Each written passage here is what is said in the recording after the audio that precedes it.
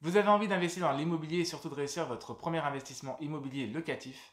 Eh bien ça tombe bien puisque je vais partager avec vous les 7 erreurs à éviter pour acheter son premier bien locatif sereinement. Cela fait maintenant presque 3 ans que j'ai acheté mon immeuble de rapport de 4 appartements et comme tous les investisseurs, j'ai fait pas mal d'erreurs dans l'immobilier.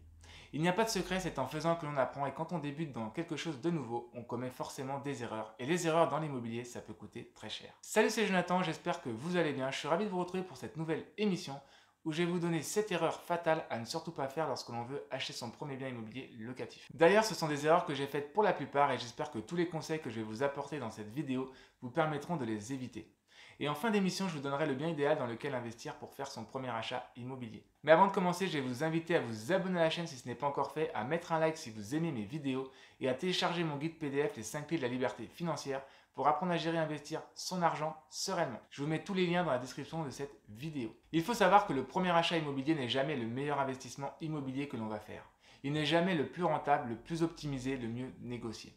Et c'est sur ce premier bien que l'on va faire le plus d'erreurs dans l'immobilier. Première erreur, croire que l'immobilier est un investissement passif. L'immobilier physique n'a rien de passif, c'est même tout le contraire. Cela demande beaucoup de travail, du temps et pas mal d'énergie. C'est vraiment une erreur de penser que l'on va toucher des revenus avec l'immobilier sans contrepartie. Même en déléguant, je vous rappelle que déléguer ne veut pas dire ne rien faire, il faudra toujours être derrière les gens pour les faire intervenir, les relancer, les booster, les diriger et vérifier leur travail.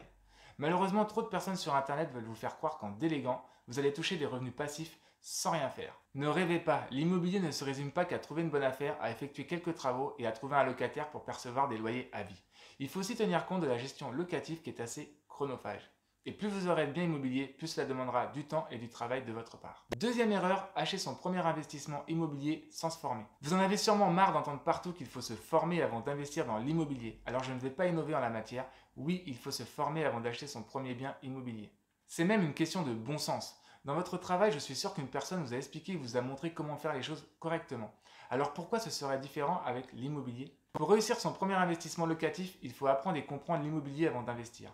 Prenez le temps de la réflexion. Demandez-vous qu'est-ce que vous voulez faire avec l'immobilier et qu'est-ce que l'immobilier peut vous apporter. Formez-vous à travers des livres, des vidéos, des séances de coaching ou encore avec des formations. Cela vous permettra de mettre au point une stratégie adaptée à votre profil afin de réussir votre premier investissement immobilier. Troisième erreur, voir trop grand pour son premier achat immobilier. Beaucoup de personnes voient grand pour leur premier investissement immobilier alors qu'elles n'ont aucune expérience. Elles veulent faire de la division, acheter un immeuble ou acheter un bien avec beaucoup de travaux. Alors que ces personnes ne connaissent rien aux travaux ni à la gestion locative, n'ont jamais acheté d'immobilier de leur vie et n'ont pas de réseau.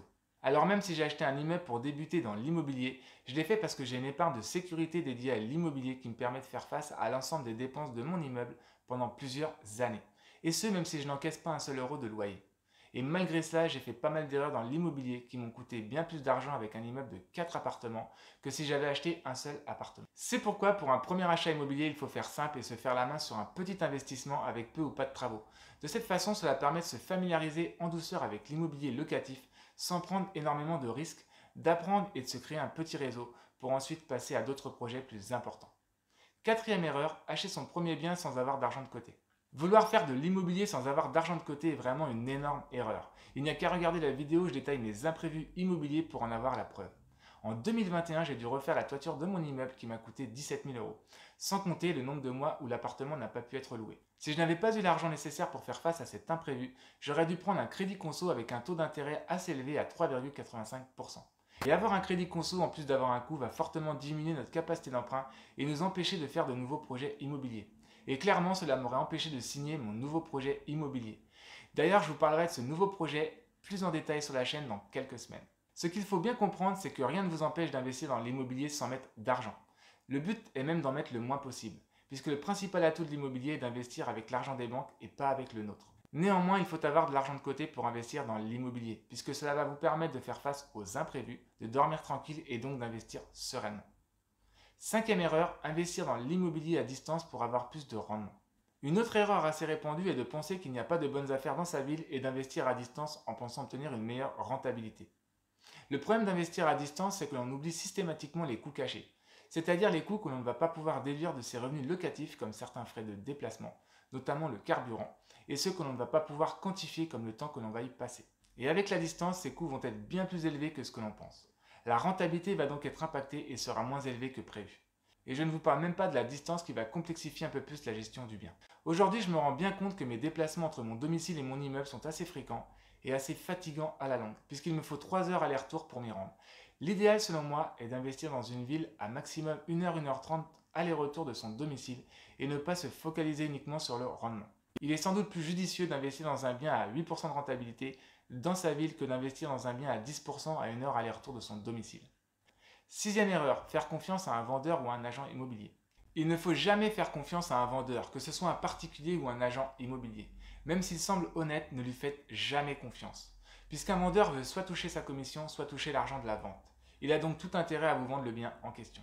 Certains vendeurs vont même aller jusqu'à vous mentir, vous cacher les choses ou embellir la situation pour vous vendre le bien que vous venez de visiter. Le seul moyen de savoir si ce que l'on vous dit est vrai est donc de vérifier systématiquement tout ce que l'on vous annonce. S'il vous dit que le quartier est calme, demandez aux passants et aux commerçants comment est le quartier. S'il vous annonce une rentabilité, calculez la rentabilité du bien de votre côté. D'ailleurs, si vous voulez calculer la rentabilité d'un bien sans erreur, je vous mets un lien dans la description de cette vidéo pour accéder à mon simulateur de rentabilité de fiscalité immobilière. Vous l'avez compris, il faut poser un maximum de questions et toujours vérifier ce que l'on vous annonce pour éviter les déconvenues par la suite. Septième erreur, acheter son premier bien immobilier trop cher. S'il y a bien une erreur à éviter dans l'immobilier, c'est de surpayer un investissement immobilier locatif. Il est vrai que trouver une bonne affaire n'est pas toujours facile et prend du temps. Beaucoup de personnes vont faire des visites, ne vont pas trouver de bonnes affaires et vont se décourager très vite. Finalement, elles vont acheter un bien immobilier trop cher par dépit ou en pensant améliorer la rentabilité du bien plus tard. Sauf qu'en immobilier, c'est à l'achat que l'on gagne de l'argent et non à la revente. C'est pourquoi il faut bien connaître son marché immobilier, calculer la rentabilité du bien sans erreur et acheter un bien immobilier en dessous du prix du marché pour faire une bonne affaire.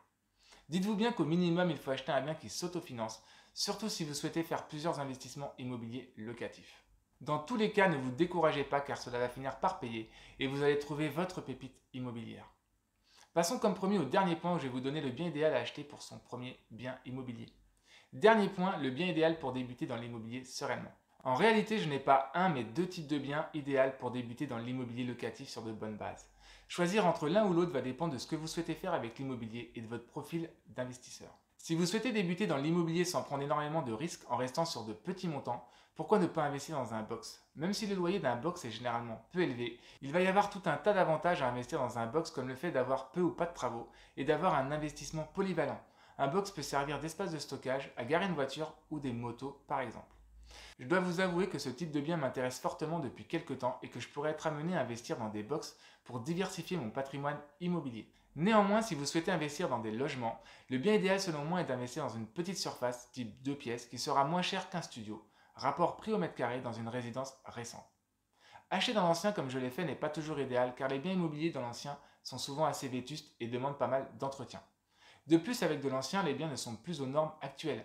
Amiante, plomb, isolation ou encore mauvaise insonorisation.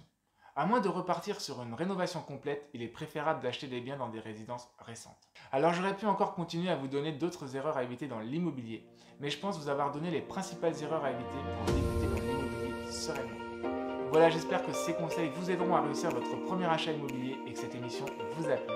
Si c'est le cas, n'oubliez pas de vous abonner à la chaîne, à mettre un like et à partager cette vidéo. En attendant, je vous dis à bientôt sur Placement et Liberté.